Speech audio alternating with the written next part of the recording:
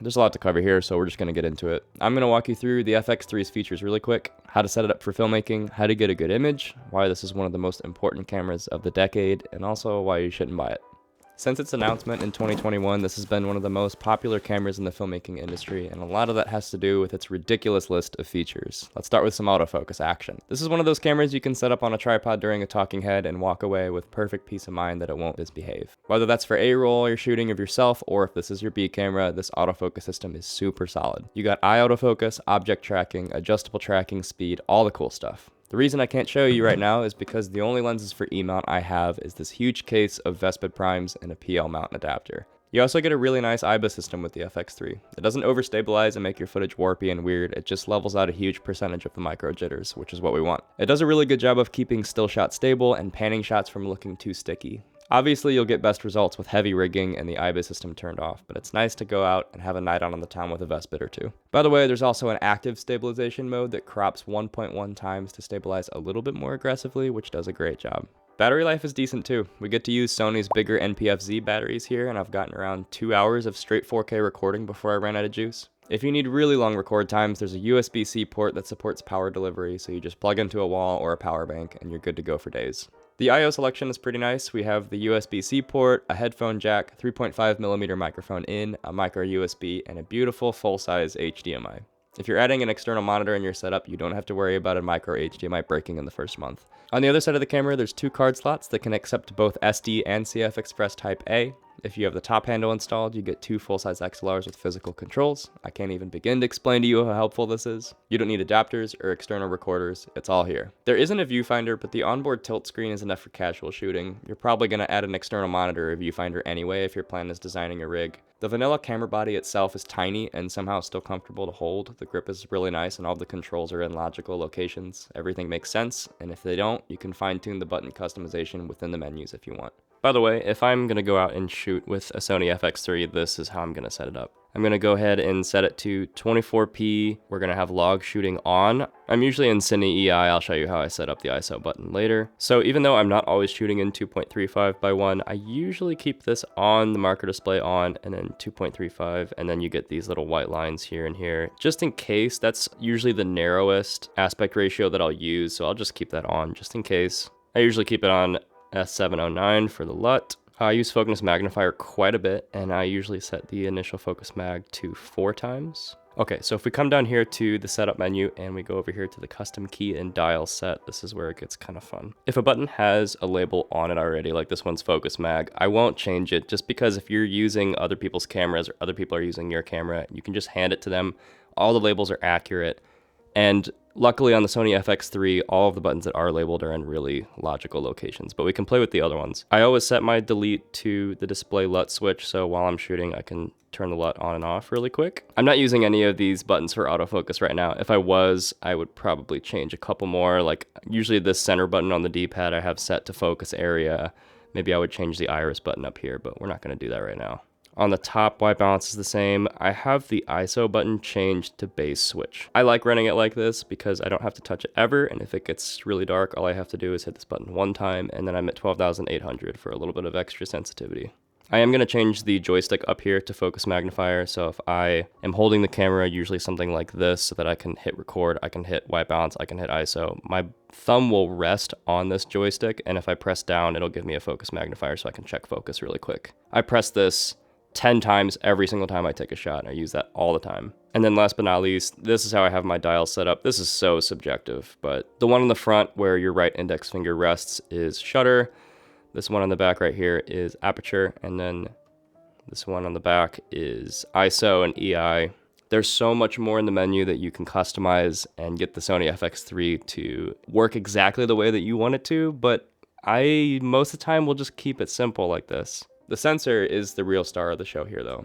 This 12 megapixel 35.6 by 23.8 millimeter 4K sensor is full frame, allowing for full utilization of Sony's gigantic FE lens selection. Because there's no crop factor and short flange, this camera body is perfect for adapting vintage and cinema lenses too. Somehow this thing shoots 4K up to 120 FPS in 10-bit 422, and under no circumstance have I ever gotten it to overheat. Dynamic range is pretty insane too. Cine D clocks the sensor at about 15 stops total and 12.5 stops of clean dynamic range. As if that wasn't impressive enough, the rolling shutter scores are world class at 8.7 milliseconds. But maybe the thing the FX3 is most famous for is its dual native ISOs, one at 800 and one at 12,800. With an f2.8 lens, this thing can see better than my naked eye. Put a super fast lens on it and you can shoot a short film in a sewer if you want.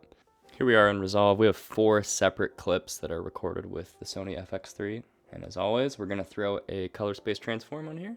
SCAM at 3.cine and S-Log3. So in this shot, this lamp gets turned on about halfway through. The noise floor is so low. The dynamic range is so high. Earlier in the shot, this was at night, there's no light at all, and we're at 12,800. It still has the latitude to not peak around this light bulb being turned on. What I'm going to do is go into our curves and make the highlights a little bit more gentle. Pull the shadows up, create a really simple ramp. Before and after, kind of releasing some of the contrast. Then we go back here.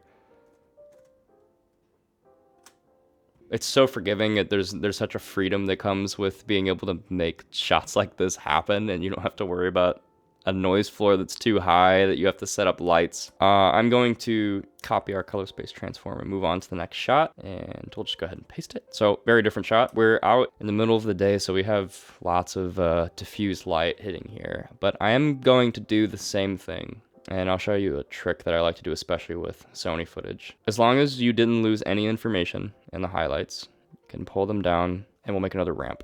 And then before that, Shift S makes a node before. If you go to the HDR color wheels and you change the color space to SCAM at 3.cine and then the gamma to S-Log3, then these wheels are a little bit more accurate and there's an exposure wheel. So if you create this ramp, maybe just for fun, we'll make it a little bit more aggressive. It's a really, really, really gradual change from the darkest points to the brightest points. And then you want the overall exposure to bump up. We didn't record this in RAW because the FX3 doesn't record RAW internally, but if you change the color space and the gamma and the HDR wheels, and then you can just rock the exposure up and down, and it's pretty accurate. So this is cool. Everything transitions so gradually. This is a really, really cinematic image, I think. So here's our next shot. We got some skin tones here.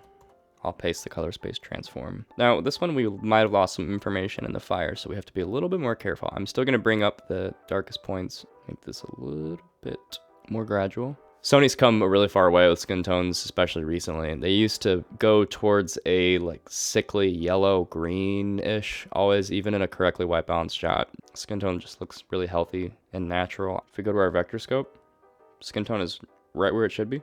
So here we are with a shot with the Vespid 90mm macro, and this is my dog's eye hole, and that is just fantastic. The footage looks so good, so smooth.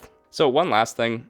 If we scroll into some of the hairs up here, they just bite a little bit. There's a little bit of a digital edge. So I will just go into the blurring really quick, grab the radius, and I'm usually going to pop it up to 0.55, maybe 0.56. Yeah, when you're really up close, it looks like a huge difference. When you come back out and there's motion, it just looks a lot more organic to me. It looks a little better. The noise floor is so low. Dynamic range is so high. The color science right out of the gate is really nice. And you can push the footage around and get exactly what you want. And yeah, the footage is just so impressive. But you guys already know all this stuff. What I really want to talk about is the impact this camera has had on the filmmaking industry. In its relatively short life, the world of digital filmmaking has experienced a few cameras that sort of shift the trajectory of everything. Back in the late 2000s, there were sort of two camps of people using cameras. You were either a professional filmmaker on set, or you were taking camcorder videos of your family. One of the first landmarks where these two worlds took a huge step towards each other was the Canon 5D Mark II. You could now shoot video on a large sensor and shoot with great lenses with reasonable prices. The DSLR revolution started, and now all kinds of people were running around learning how to make good images.